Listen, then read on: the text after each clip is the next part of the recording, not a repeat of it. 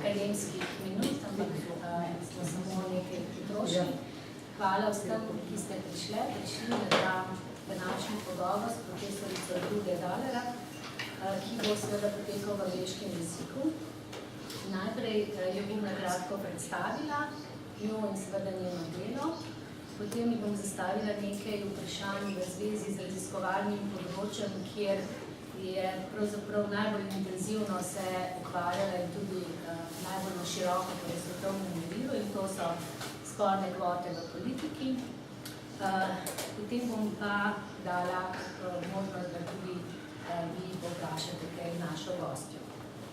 Pravzaprav je profesorica Drude Daler prišla v Slovenijo v najboljšem možnem trenutku glede na dano situacijo. In the best possible moment. You already talked about the moment that you came to explain the Slovenian audience. Sorry, I was just curious.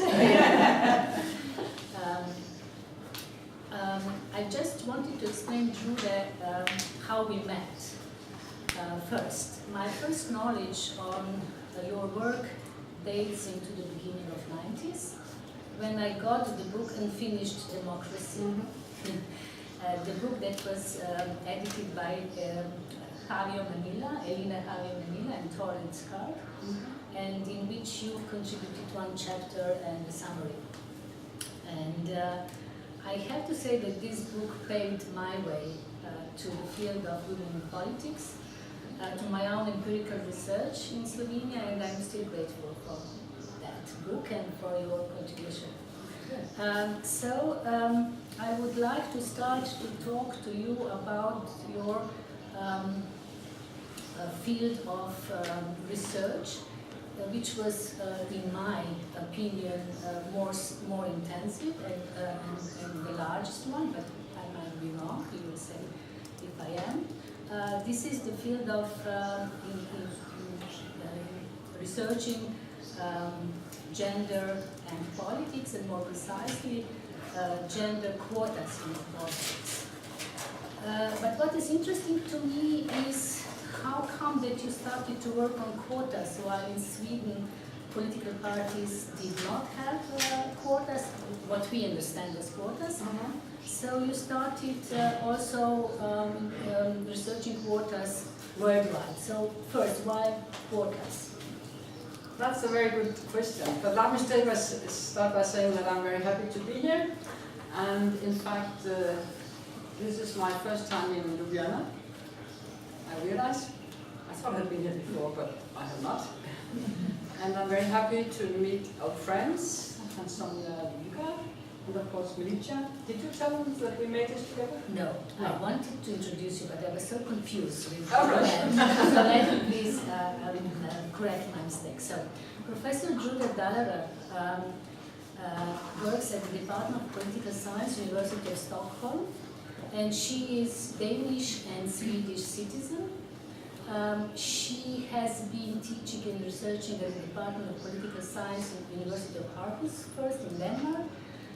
Then she was visiting scholar at Radcliffe College and some other colleges, but at the end she was teaching at the Department of Political Science at Stockholm University.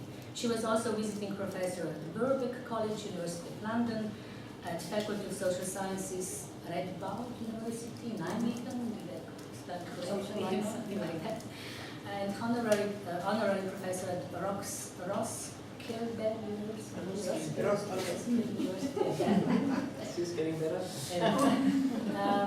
But also, and I wanted to really point out this, that Drude is a kind of really the one that we call the sociology public intellectual. She was and she is a member of different boards, different advisory groups. Among others, she was a member of the Global Civil Society Advisory Group to UN Women's Executive Director, first Michelle Bachelet. She is also an expert to, I know, politics communications, the International Knowledge Network for Women in Politics. She is on the editorial advisory board of the journal Equal Opportunities International, member of the board Kvinfo, the Danish Center for Information on Women and Gender in Copenhagen.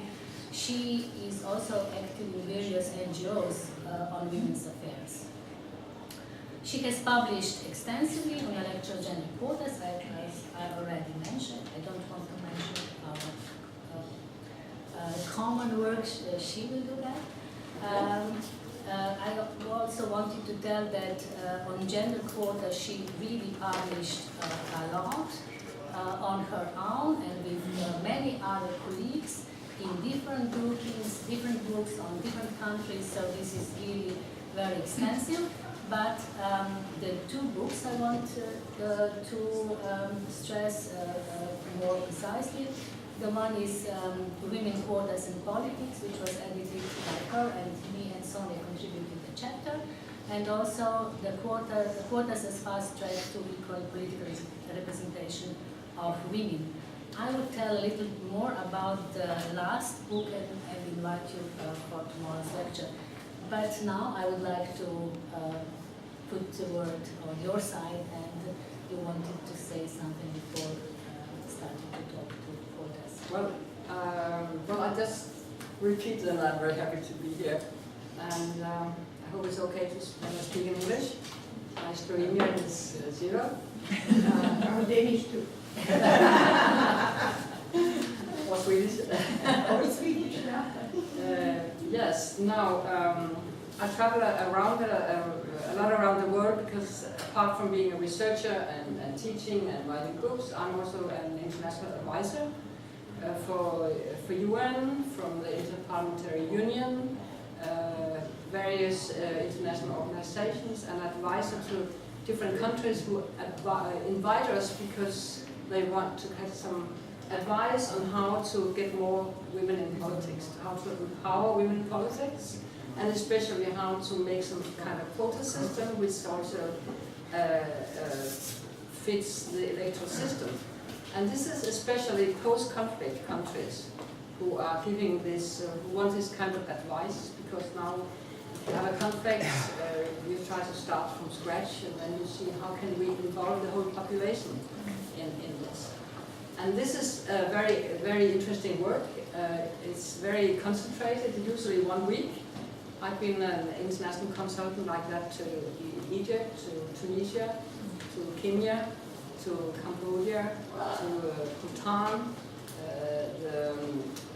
Côte d'Ivoire, and other countries. And usually it's just 1 week, so of course you prepare yourself, then you come on Monday, and then you meet all kinds of stakeholders, and of course I insist that I want to meet the women's organizations and also the women parliamentarians. Then usually there's a conference in the middle, and then you're supposed to come up with a proposal on Friday. Right? And if it's a Muslim country, it's already on Thursday. And then you write a report when you come home again. So it's very concentrated, but what I really like is when the situation is like this, that they're just trying to make a new electoral law, and you come into the machine room where people who really know how electoral laws are.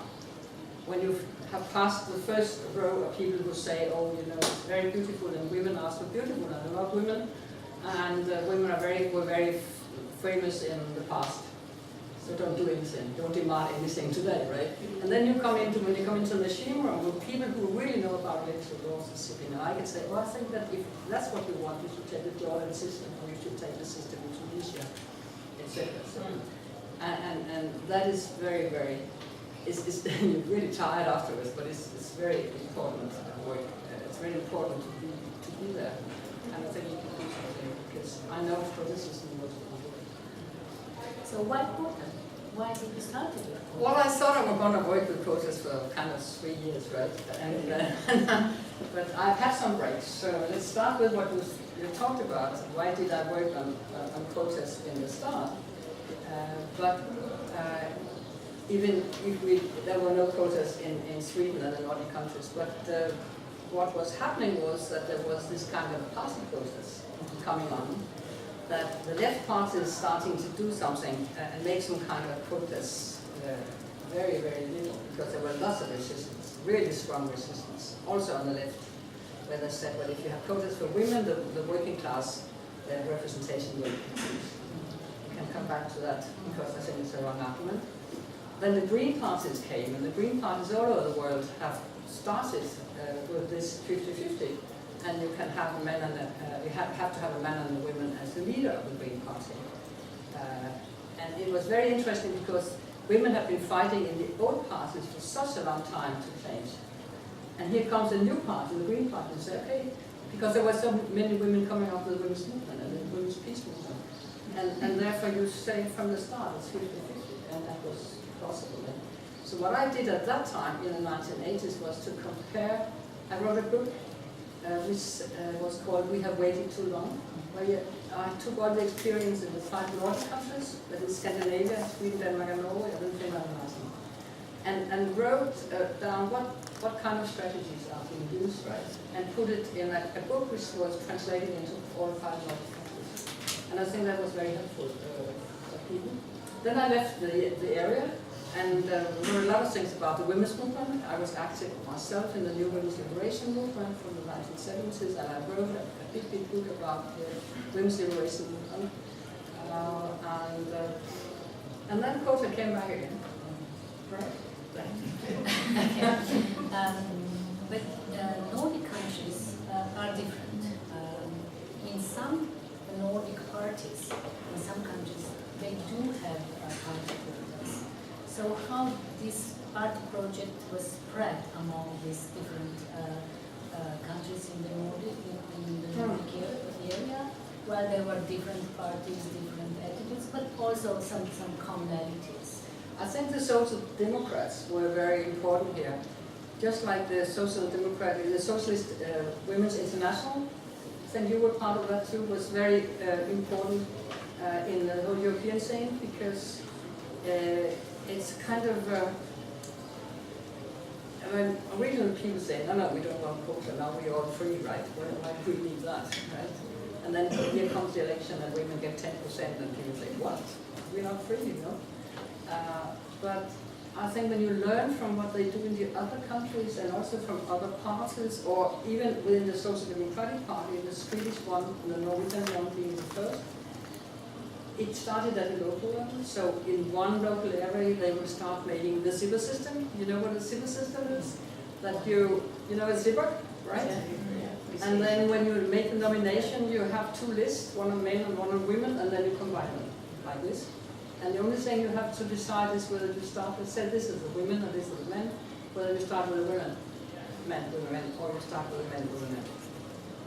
Which of course is important, especially in small parties, if you only get 1 seat. It's very important who's number 1. So this was really something that spread among the Nordic countries, and very soon Nordic countries became number 1 in the world in terms of women's representation, and got very famous for that. I mean, we passed the 30% already in the end of the 80s, start of the 90s. We went to over 30%, all the Nordic countries, and together with the Netherlands. And when I started traveling and discussing this in Latin America, who's not now really a big quota region, they said we wanted a law on gender quotas, because see, in Scandinavia they have this high women's representation and a gender law. And I said, we don't have a law. It's only some political parties, and usually the left and the center, whereas the liberal parties they don't like, and the conservative they say they don't like to have it. But of course they begin also to have more and more women, right? So some of the researchers in Latin America, and especially in Argentina, which was the first starting in 91, they said, could you just shut up about not having a law? Because we use you as a good example. You need to have a law, right? And I do think that in many countries you need to have a law. And you can also put like this, the Nordic countries, it was very long. I made this distinction between the fast track and the incremental track. And we're just celebrating 100 years of women's suffrage. I don't know, when did women get the right to go to Slovenia? Yeah, 1946. 1946. So we all got it about the First World War, just like United States and UK. So we are celebrating 100 years of women's suffrage. And many, especially post-conflict countries are saying, okay, how long time did it take you to get to 40%, which we have on average? And we say, it took us 100 years. And they say, we're not going to wait that long. We are taking a fast track instead, which I think is reasonable. So that's what I'm saying, that the Scandinavian countries is not anymore the model, or not anymore the only model. I mean, the largest increase we ever had in one election in one country is 8 percentage points. And now we come back to that. We have countries who are doing like 10, 30 percentage points in one election. Before going deeper into water project, Scandinavian countries are interesting and different from some others in doing this politics in two tracks, not only outside institutions, but also they as early as they did, enter into the politics. When and how did it happen in Sweden, for example, or in Denmark? Well, because we're celebrating 100 years of women's suffrage, I just made some new research about what happened when women for the first time had the right to vote, and for the first time to stand for election. And in terms of voting, it was a success. But in terms of the elected, it was a disaster. And the women who have been fighting so hard for women's suffrage were so disappointed. Because in all the Nordic countries, women got about 2–3%, just around First World War, and no more during the whole interwar period. The whole interwar period, no more than 2 or 3%. And I'm trying to look into what really happened and understand that. I go into the protocols of the political parties, because the political parties are the real gatekeepers. And they are the one who, that is also my serenity point of view, they're the one who are really deciding who gets on the ballots and who stands in good constituencies, etc., etc. So I was going into the protocols to see what did they really think and why were there so few women elected. And it turns out that the result was, you can forget about percentages. Each party put one woman in a safe seat. So each party, and often the same women during this 20 years, were sitting, one social democrat, one liberal, etc., etc. And I'm doing this, I'm saying that to vote, okay, there was lots of resistance, but to stand as a candidate and be elected is much more controversial. And why is that? Well, it is because first there's a competition between those newcomers and then the men who are already sitting there, what we call the incumbents. And for instance, in Denmark, they enlarged the parliament from 114 to 140 seats because now all the new voters. But women only got 4 of those many new seats. And when I look what the party are doing, they say, okay, first all the men who were already members before the new constitution should be number 1, 2, 3, 4, or 5. And then you can have one woman on a high position. And we even have an example from the Social Democratic Party where they decided in advance that women should have number 3 on the list to give women something, right? And there was a very popular woman who was very well known, and when the meeting in the party they had to have a vote on this, she got most votes. But now they had decided that she should have number 3, so of course she was put down on number 3, even if she won the election. And I want to quote Winston Churchill, if I may, because I've been thinking a lot about this, about women as intruders. But there is a room here in which women suddenly enter. And some of the men said, can we not smoke anymore? Because at that time, just before the World War I, women were not smoking, but men were smoking. And then Winston Churchill really talks about this, and I give you a small quote. And he's saying that to Lady Astor, who was the first woman in the House of Commons, United Kingdom. And she tells in a radio interview that when she was at the first period, the men didn't speak to her. They didn't say one word to her. And now she's asking Winston Churchill. And then he said once, "We hope to freeze you out." That's why they didn't talk to her. And then he said, "When you entered, Lady Astor, when you entered the House of Commons, I felt like a woman had entered my bathroom, and I had nothing to protect myself with except for a sponge." and this one was really kind of illustration that this was a male room, and that women were intruders. And I was really, I haven't found any Scandinavian quote for this, but this feeling, you simply don't believe it. So it's very interesting. You should try to do that and go into what the parties thought about when women come in. This is really a gender thing. And then they didn't talk to her for 4 years.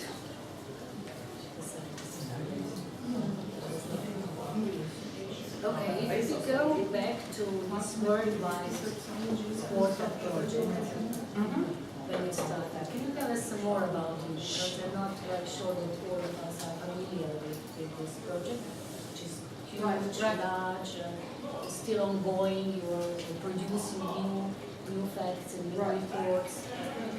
We have a quota website, right, with all the quota systems in the world, all the countries, which is called quotaproject.org, which we're doing together with the International IDEA and the Interparliamentary Union, and then also Stockholm University. And if you don't find your country, you will find yours, of course, then you don't have a quota system, right? But I was feeling there in the start of the 19th that something was going on, and not just in the small few countries I knew, but something is going on in India, right? And something is going on in Argentina, and something goes on in South Africa. So I got a grant, I asked for a grant for the Swedish Research Council, and then I gathered researchers, including you, from all major regions in the world, at a lovely place in Stockholm. In the castle. And then every of these authors were going to write about their own region. And we, of course, found out there were so many similarities, but also differences. I would say, don't say I'm for or against quotas, because there are so many different kinds of quotas.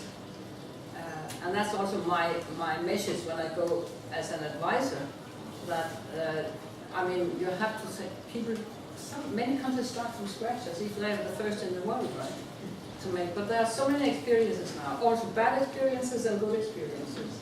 So, and then I thought, that was where I thought, okay, I'm going to work with this project on quotas for 3 years, but I have worked on that since the 90s. So, and now you have about 19 countries in the world, 90, who has made a quota law. And then you have about 30, 40 countries in which only parties have voluntary party quotas, like in the Nordic countries.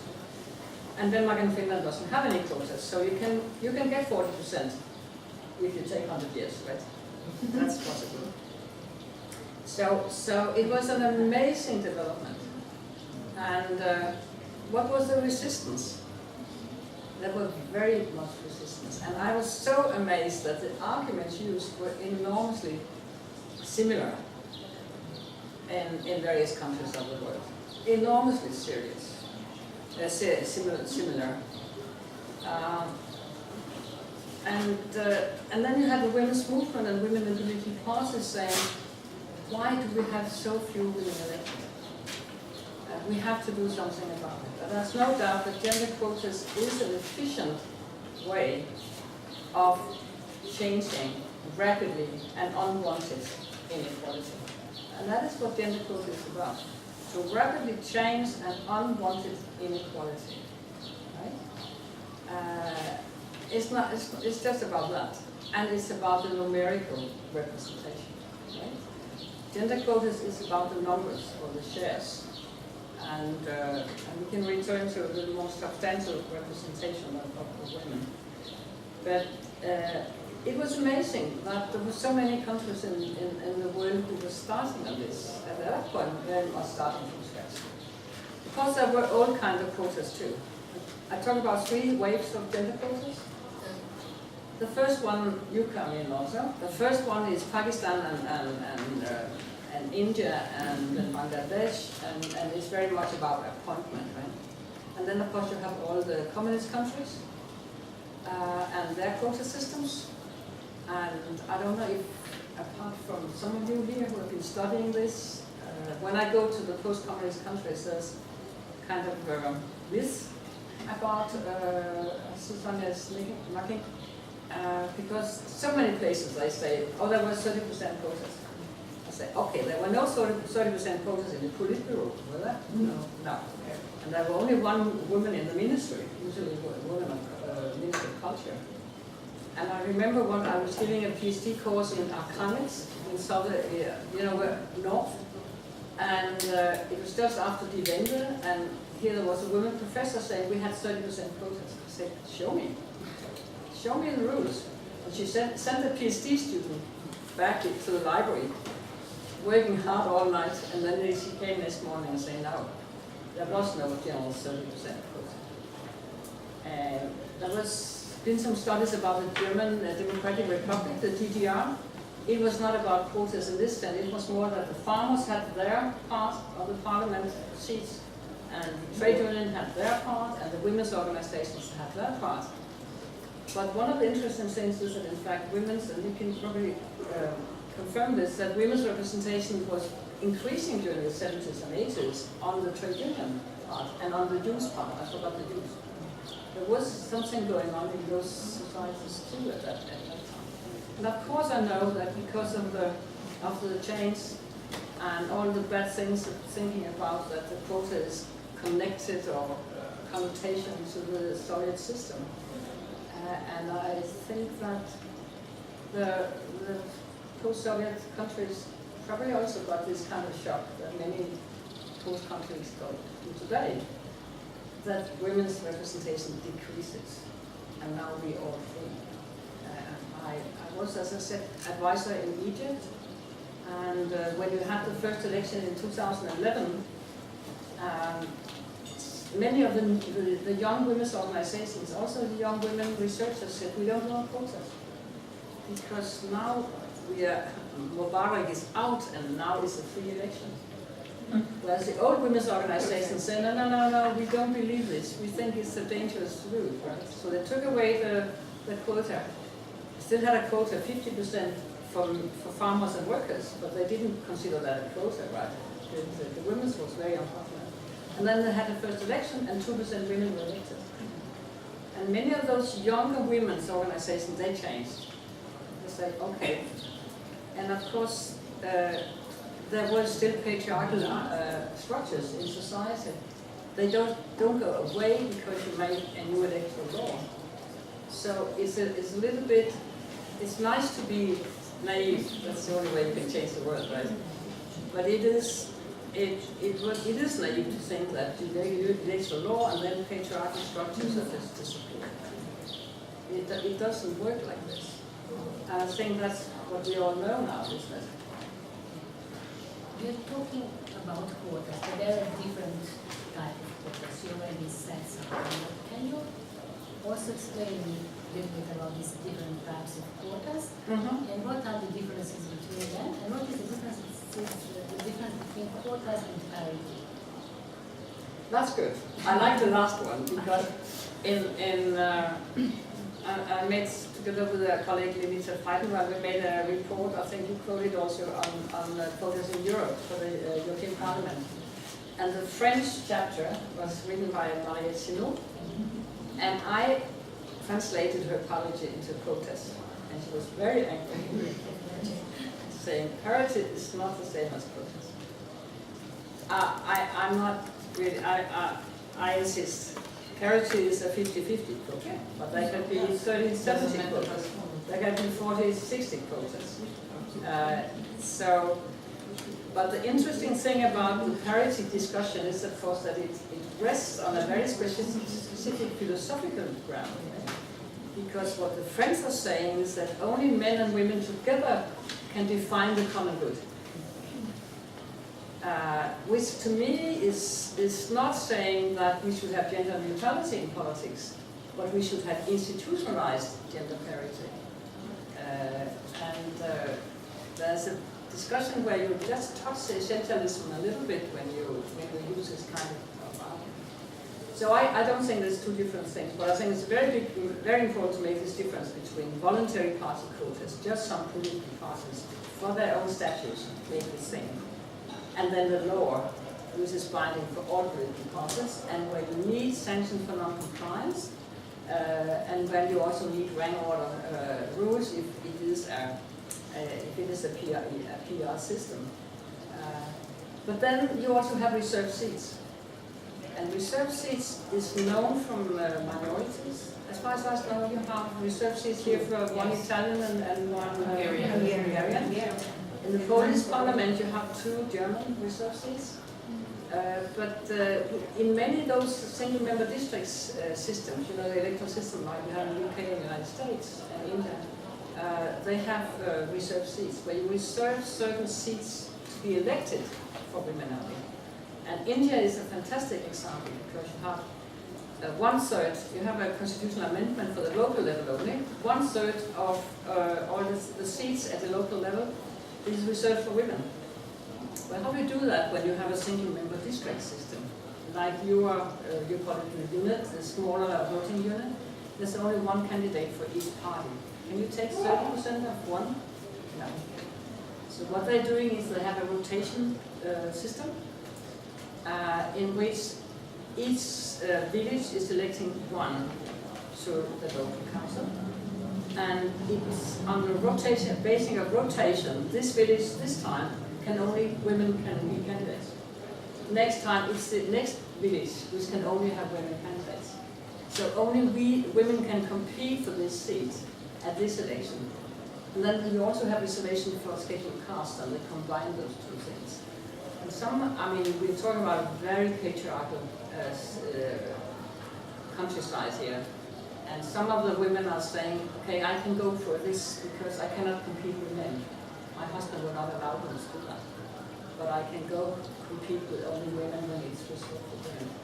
So you have about 1 million Indian women at the local level serving at the local council every period. This is an amazing. So you have the party quotas, you have the legislative quotas about the candidates, and then you have your reserved seats about those elected.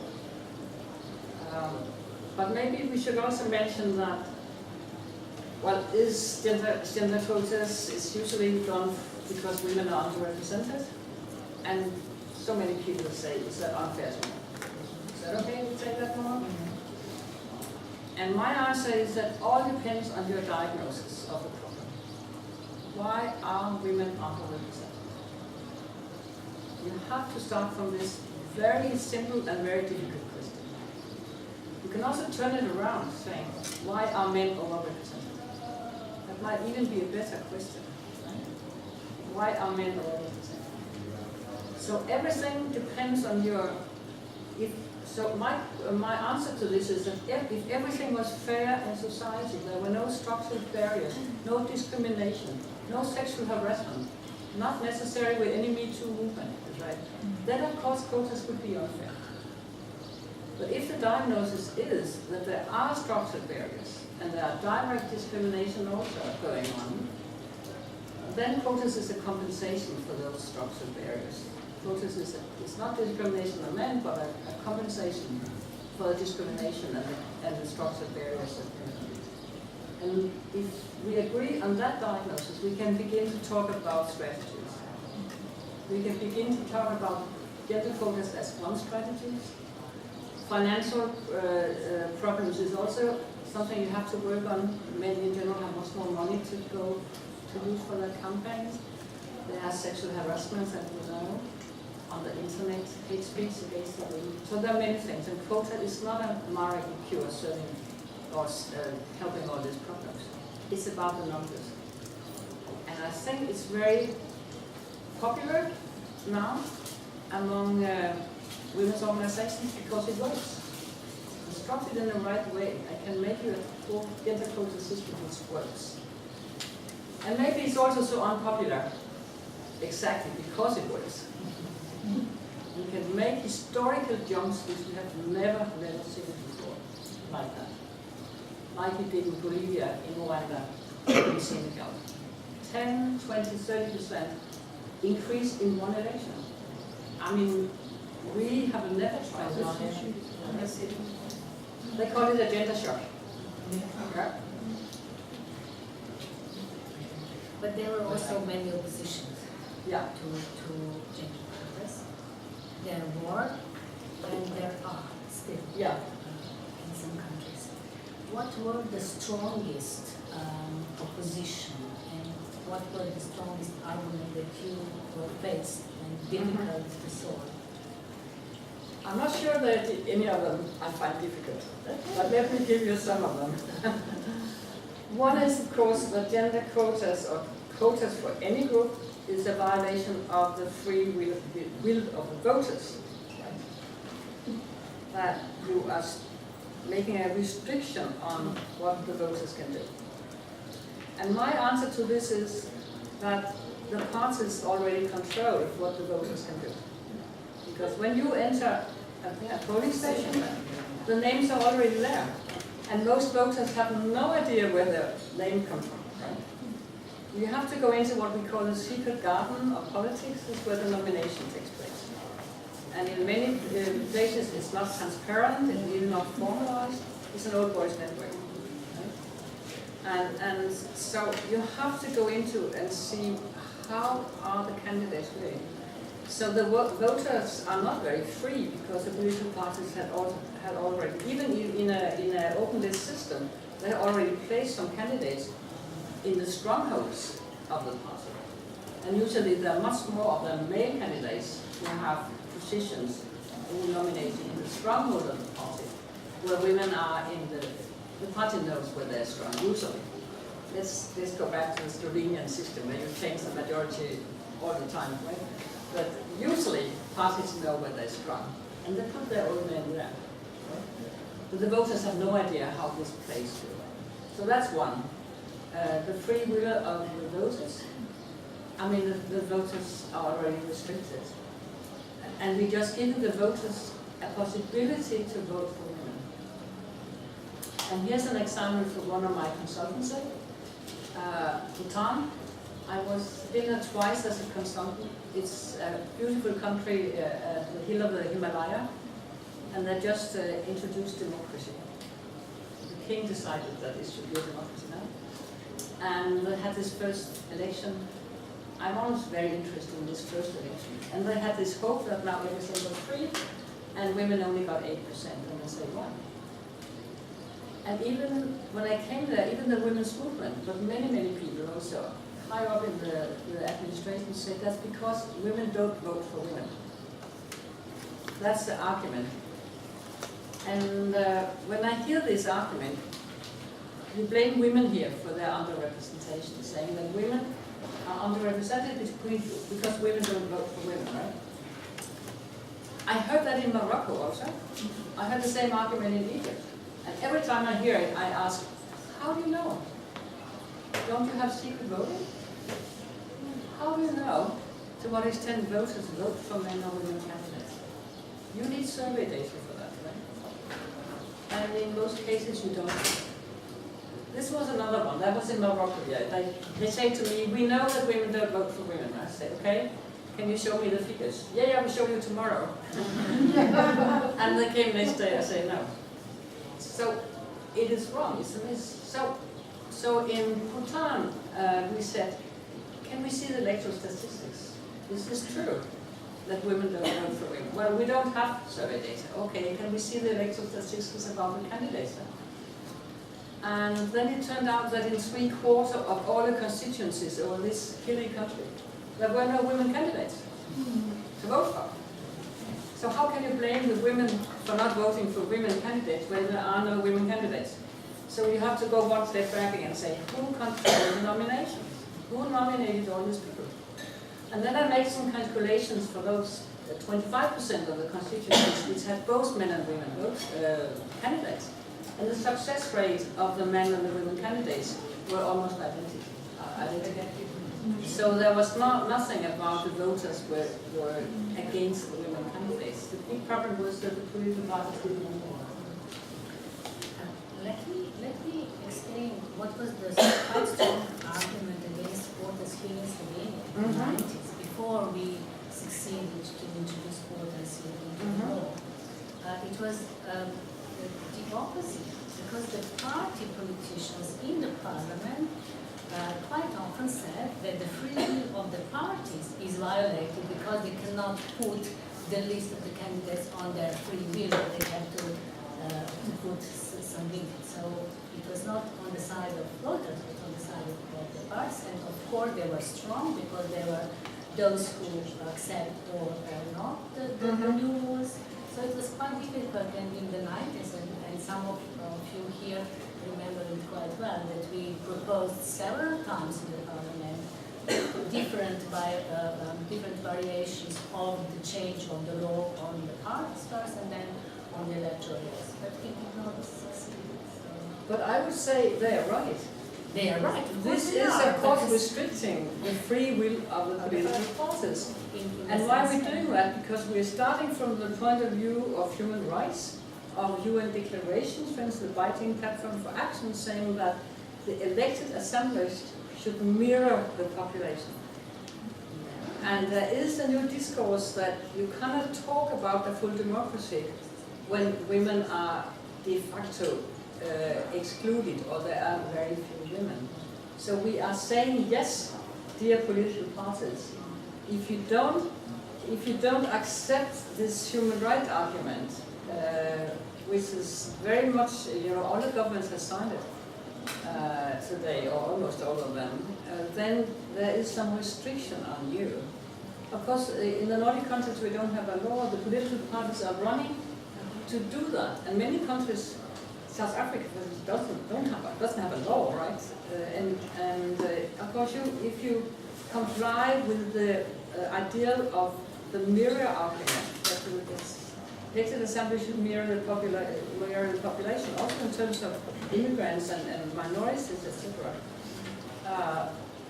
Then of course a quota is a strategy to achieve this. But they are absolutely right. It is a restriction on the Old Boys Network. Yeah. It is a restriction on the Old Boys Network. And asking the question, why are men overrepresented? There was a very promising young scholar from Uppsala, Elin Bjarnegård, who made analysis of the parliament in Thailand. Thailand have so many good women in business and so many well-educated women, and they have a parliamentary representation about 3 or 4%. And she was making this, starting from why are men overrepresented. So she made interviews with the men sitting in parliament and said, how were you recruited? Individually. Who recruited you? Who came in and did like this, right? And she could draw a whole Old Boys Network. And the clans and the families, of course. And this is, I see this as a democratic strategy to trash the clan recruitment, the family recruitment, the upper class elite recruitment, to make this more important. There was one argument I hear everywhere. I should say that also. This is about if you ask voters for women, what about then the next group will come? The homosexuals will come, and the red hairs will come, and those who live in villas will come. So what do I say about that? Well, I say there are some, forget about those with the red hair, right?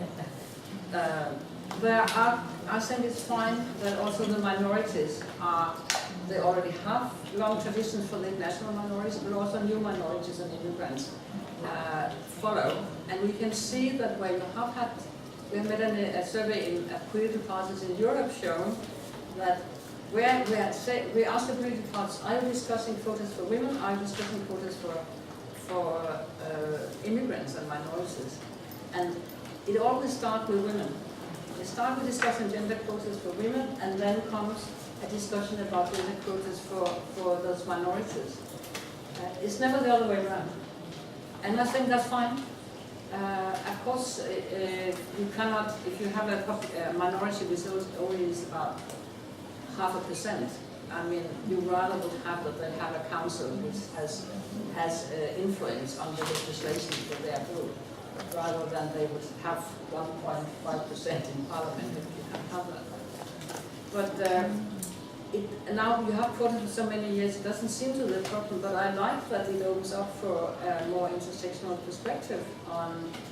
I do believe that the elected parliaments, elected local councils should reflect the population as far as possible. I think that is a very, very good intention.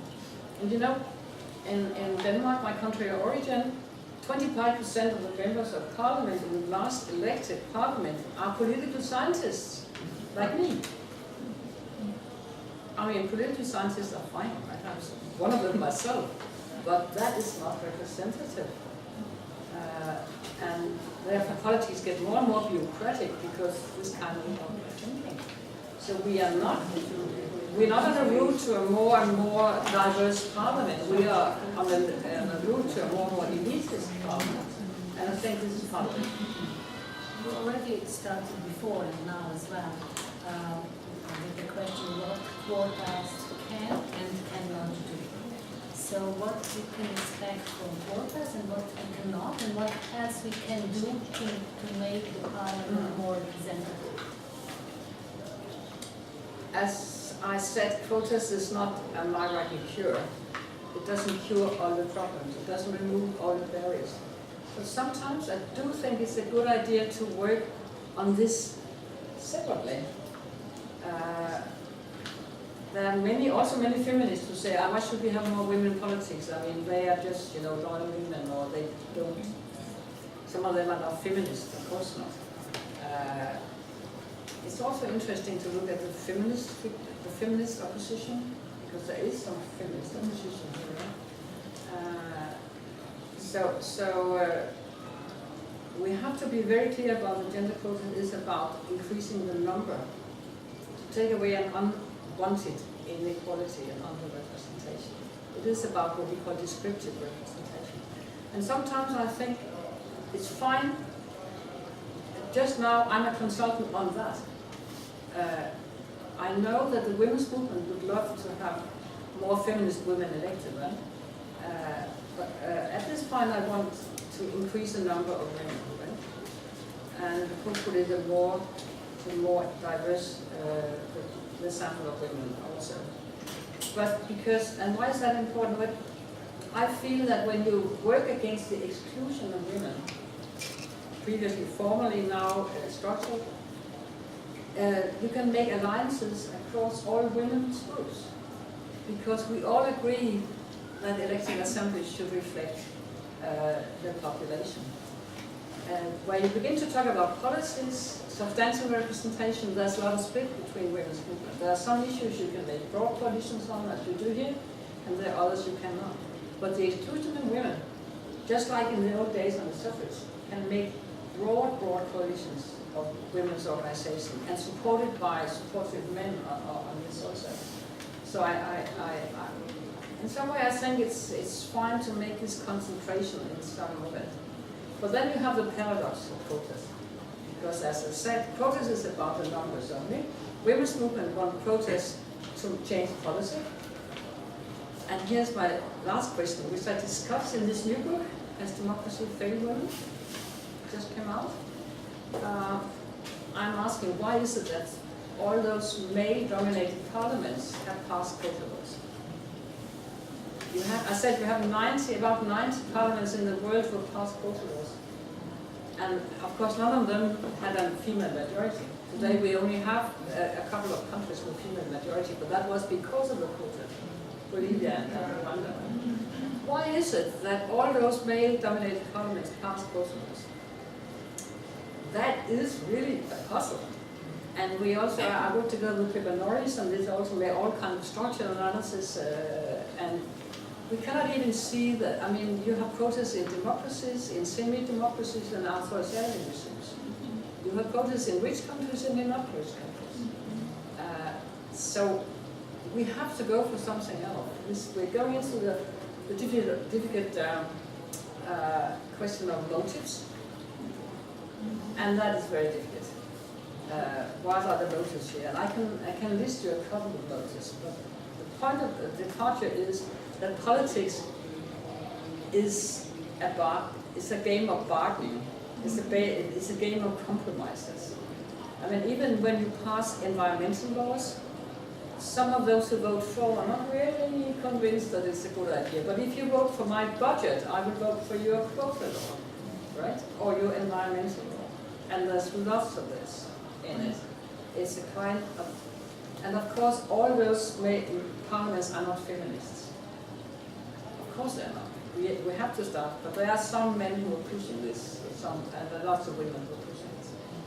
So we're going into different kind of motives, and one is there's a competition between countries now, especially the neighboring countries.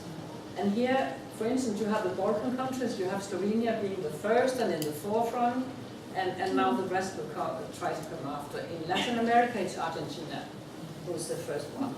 And in North Africa, it was Tunisia, and here came Algeria, suddenly made a quota law and said, now we are number one. Now Tunis have had a new election, and they are number one again. But there is some kind of competition. And why is that? Because we didn't have that competition 20 years ago or 30 years ago. It is because there is a new discourse in the world that having more women or coming close to parity is a sign of being democratic and a sign of being modern. And I welcome this kind of arguments. Because I mean, I'm old enough to live in the periods where nobody thought it was undemocratic that men had all the seats. But today there is this pressure in the global discourse that to have very few women is not a sign that something is wrong here, that you're not sufficiently inclusive, you're not sufficiently modern, etc., etc. So even if sometimes we laugh at this argument and say, it's just because they want to be modern. Yes, but if I don't expect all of them to be feminists, I would rather have them like to be modern and recruit more women in that kind of realistic point of view. So now the big question is here then, of course, when you then reach about parity, what will happen then? Because there is something about, and I feel that when I go around the world, there's something about that those male-dominated assemblies give it to women as a present, right? Which is not, it's a little bit complicated here, because when women are beginning to close 40, 50%, it's not a present anymore. That's just back to the power game, and who has the seats, etc. So therefore, of course, I fear the backlash when there's something about this, now we do something and we show that we're model and we're getting into number one, right? But at the same time, then you have the quota law. So quota law, for me, is not just to get more women into politics, it's also to prevent a backlash. Because it's much more complicated to make this backlash if you have this quota law. Because then you have to change the law and say, we don't want so many women.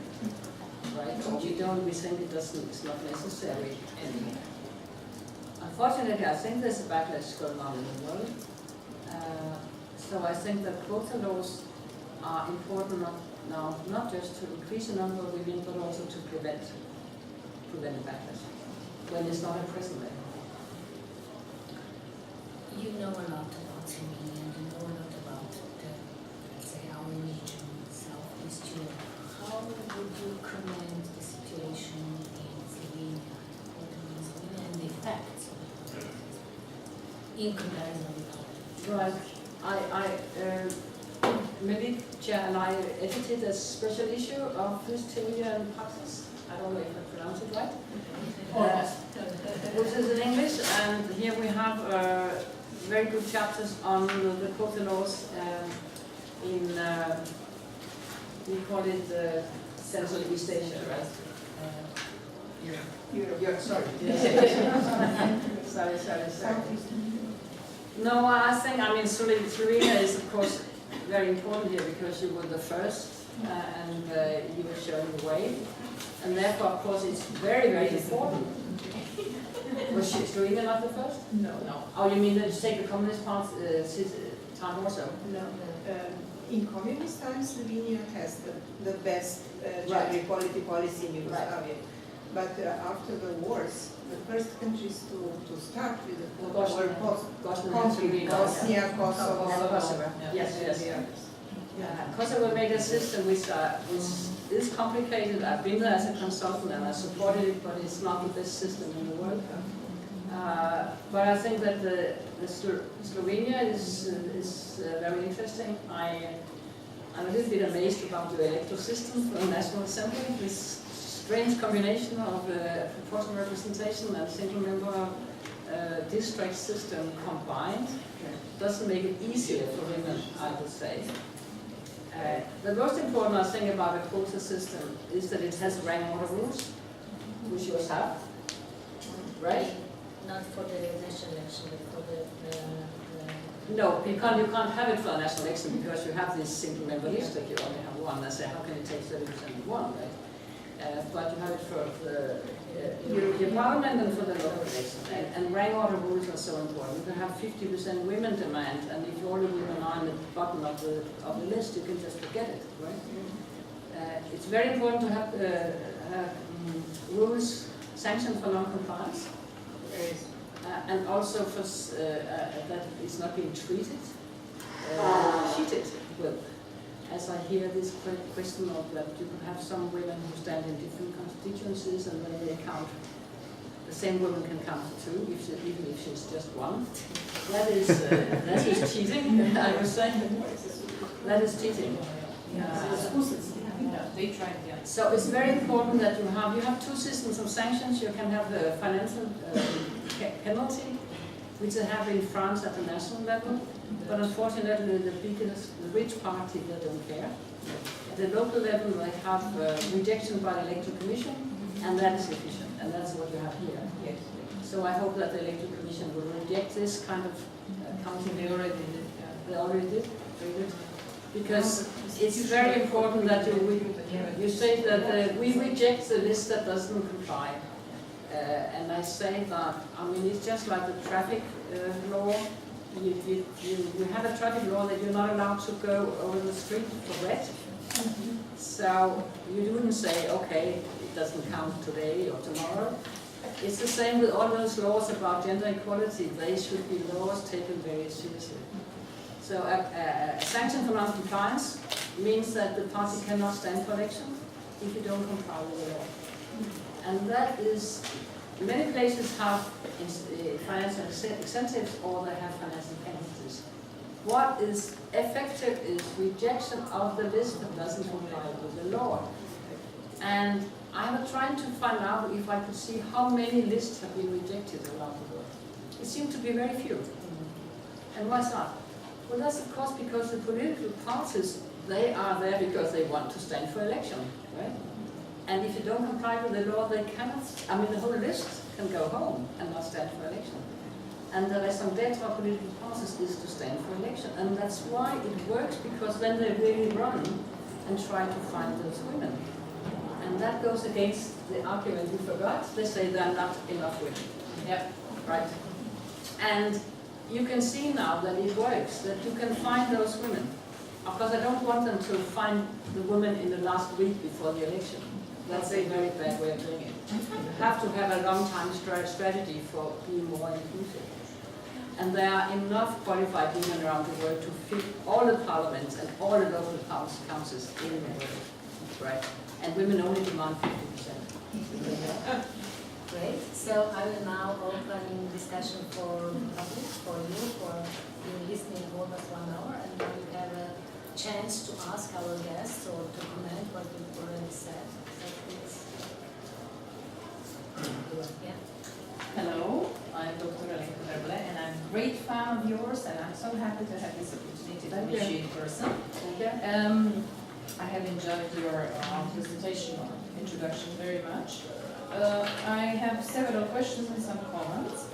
First, also our experience in Albania. Sonia and myself, we have worked a lot in Albania on revision of gender quota.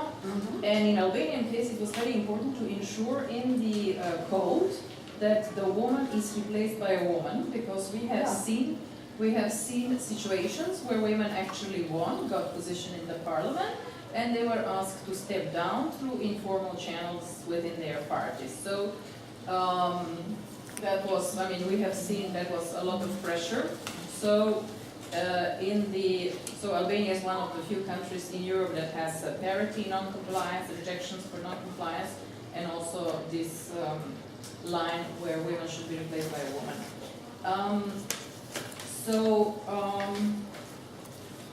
You have mentioned, I would like your opinion, because there are lots of discussions in Slovenia that the electoral system should change. So we can for sure foresee situations where there will be attacks on gender quota. And I think very important in your speech is that also the examples you gave us, that women, we should fight not to give up our hard-won rights. So if there is a gender quota that actually shows that it functions, then why to give it up? Because we believe that under the new system or regime or whatever, things will work better. I think also your thinking about backlash is very important. And I have one more point. Yes. We have seen that, for example, Albania, Tunisia are two countries where we have gender quotas for the local elections. And in both countries there has been lots of resistance to apply the same formula at the national level. And in some other countries we see the opposite trend, where we have quotas for the national parliaments but not for the local elections. And I would like to hear your opinion about that. Or also how... Which country did you mention apart from... Albania and Tunisia, they have the local level. And then for the national level, we have in some countries, I cannot remember now, but anyway, there are countries that have only quota for the parliament. So in your experience, how we could approach this, because we believe of course that it's very important to be able also to balance the women's participation at all levels of governance. Well, I think there must be some hand here in the Balkans, because most features of the quota systems are similar, right? And we talk also about 1/3, and most systems are PR. Slovenia is a little bit special here. I have Montenegro also this about if somebody dies, just like Albania. I think that's a very good one to have in Berlin too. I think it's a good one to do that. I think you should change your election system. I say that to when people in the United States or say what should we do to get this joint barrier, and the United States have such a low women's representation. I say change your electoral system, and I know they will never do that. The same about Great Britain, right? But now Great Britain for the first time have 32% women in parliament, and it's been very, very, very, very slow. So it is among that from the Labour Party's all women shortlist, but. Yes, you should change this, because it's so, I mean, to make a quota system when each party only have one candidate, right? So then you have to have horizontal quotas, and that is what they are working on in Tunisia now. By the way, they have national quotas. You said they only have local. They do? Oh, absolutely. Okay, then that's mistake. I was a consultant on that, so I can swear to you. Yeah. They have a and they have a civil system, a PR system, and a civil system, and this is a very good example of this about who's number one when you have men, women, or women, men, because after Ben Ali was ousted, there was almost 100 new parties, and most of them only got one elected, right? And only 7% of number ones were women. Except for the Ennahda, the Islamist party or Islamist Democratic Party, they had more women elected because they got 2 or 3 in each constituency. So it's very, very important. So now they're beginning to talk about having what we call a horizontal quota, but that the party should have, for instance, 30% of each gender as the top candidate. So we're beginning to count top candidates, and I think that's important to do also in Slovenia, to count. But of course, you know, this electoral system is awful. But, sorry, but it is very important. So the local and the national, yes. I can see that most countries in the Balkan has on the local level too, right? The same system. Yes. In fact, I was discussing with people in UN Women. They wanted to make a photo website. The one we have made is on the national parliament. Wanted to make one on the local. And I said at that time, it's impossible because local councils are so different. But now I regret that we should do that because no matter that the local councils are so different, there are certain mechanisms you can use. So for instance, in India, why do they have this very famous reserve seat system at the local level? And they have had proposals for quotas at a national level for so many years. Yeah. And my Indian colleague says it's very simple, because those who are going to vote this are members of parliament, and they don't want to lose their seat. But it's much more easy for parliament to make a law for the local, because it's not their seats who's at stake. So that might be one of the reasons. And then those who have a national and not a local, not in the Balkans. I think most have a local one. Sometimes they start with the national, I agree with that, and then comes the local.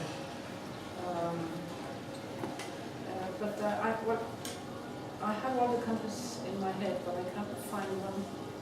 I also cannot recall, but I know I was amazed that they actually had it on the national level, not on the local. But if you kid me now, I cannot. Yeah, that probably Yeah. Go on, But if I find out, I'll send you. yeah, sure, there are some. You know something? Yeah. I would like to comment on this one. Why on the national level and not on the local? Because all the movements for gender equality in the parliament started top down. In the sense that women from the parliament, very few who were there, started the process. And sometimes they started it just for one level, and then later on it became normal for all levels of elections. And in other countries it started like in India, where the concession was given to the women on the local level, but it was impossible to take it on the national level. My comment is a little bit humorous, and it goes about Slovenia. In Slovenia, women tried very many times to change the electoral system with very simple things.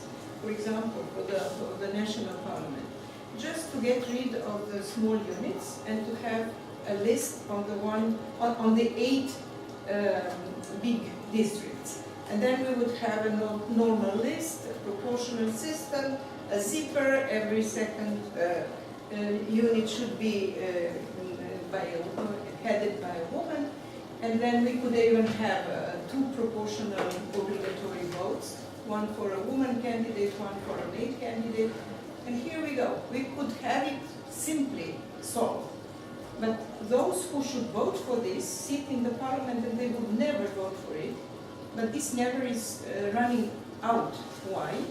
Because the political landscape in Slovenia changed in the last year so much that practically not one political party can predict which district, local small district, is the best for the men who want to have it. So they cannot anymore really decide who will win elections, because it is a tombola. It can happen absolutely differently than the parties think. And this is the moment when we might have the chance to change them. Just to have, again, the parties in command who will be elected. And in this case, we can probably fight for the solutions we propose. The problem is, of course, also with this single-member district that there is a lack of very low representativeness. Of course, you have local direct contact with your candidates, but you can have large minorities who don't get any seats at all. For instance, in the United Kingdom, the Green Party has about 1 million votes, and they only get 1 seat because you have to be very strong in one constituency. And usually if you are 10% in all constituency, you don't get anything because there's only one, the winner takes it all. So it's not very representative system. Now, in our case, it's different. It can happen that a small district will have 3 persons in the parliament, and then a really big district will have none. It's also, not one political party would be really strong in this district. And in another, you will have 3 from different parties. And this is really crazy. It means that we do not have a representative parliament. And we need to change the system. So, I mean, of course, single-member districts make a special relation between the representative and the district, but it's very unrepresentative, and many people feel that they don't have a representative who's covering their point of view. One thing is to be local, but we are also ideological different, not just local. I think the discussion about the electoral system is quite heavy. It's very issue for the discussion for the larger public, because you really have to be very well informed. I do agree. I think the devil is in the detail here. Yeah. And when my experience is that every country thinks that they have, The most don't complicated. no, they think they have the only right one. And do they have other systems in other kinds of the world? I mean, people are really homegrown when it goes to, and also many people do not understand the electoral system. This is also very undemocratic. Right? There's a small elite who knows how this really goes and can play the system. But not only ordinary people, even the candidates. I remember when we did the training for the women who wanted to run, they didn't have the slightest clue about how the system works. So when we did in the women's lobby research and discovered that this is not a person who is electable, but a district which is electable. And it is important to get the district which is electable. And when we explained this to the women candidates, the parties could not anymore pull them for the left and give them the chance to the district where they didn't have any chances. So it's a big effort needed to explain to even to those who want to run how the system works. I agree. And then they make a system which is understandable. Yeah. No, I think the devil is really in the details. You can make so many mistakes, also about quota systems. You can make, I think it's Militia who calls it pragmatic when a quota system is made which is in fact constructed in a way to give no result. But I also feel, like you say, that there are many lawmakers around the world who don't know. Don't know how it works. Absolutely. There are many people who don't know how it works. What we do know here is the idea is that we don't want to change from the proportional to the majority. That's for sure. That's for sure. From the perspective of women's electability, not from the perspective of some of the countries they want to rule on their own. That's a different question. Yeah. But from this point of view, we definitely don't want to change the electoral system. What was agreed very largely among the political parties in, I think, 2011, when the proposals were put down for the change of the law, was that we can expel these small units, call it like that, inside the electoral district. But it was agreed quite largely, but then it didn't go to the process. Into the parliament. But even if you want to change the system, don't go like in the United Kingdom or United States. Yeah. No. We don't want That would be a bad solution, and it's a bad. You know, if we take all the countries in the world which have a PR system and all the countries which have a single-member district seats, the average number of women, the percentage of women is higher in proportional representation electoral systems than in the other, and the mixed ones is in between. And Germany is a very good example of the independent effect of electoral systems, because they have half the seats in the Bundestag are elected by PR and half are elected by single member districts. And women's representation is always higher in the PR part than in the single member districts. And everything, most other things are being equal, so it's for a researcher this is gefundenes Fressen to look at this system. The electoral system has an independent effect, no doubt about that. Any more questions or comments? If not, I will come back to the discussion we had during the lunch. Okay.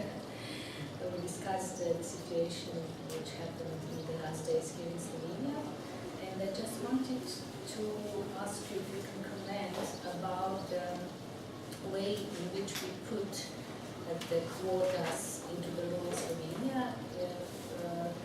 because we defined the quotas here as no gender can be underrepresented on the candidates with less than let's say 35% in the national parliament. Mm-hmm. So this is a gender neutral way, which now makes some difficulties to some of the parties. What you would say, would you support a gender neutral way of defining quotas, or would you propose the more precise, because women are underrepresented, we need women's quotas? Right. When I go around the world, I ask people, what kind of quotas do you have? Do you have a gender neutral one or one for women?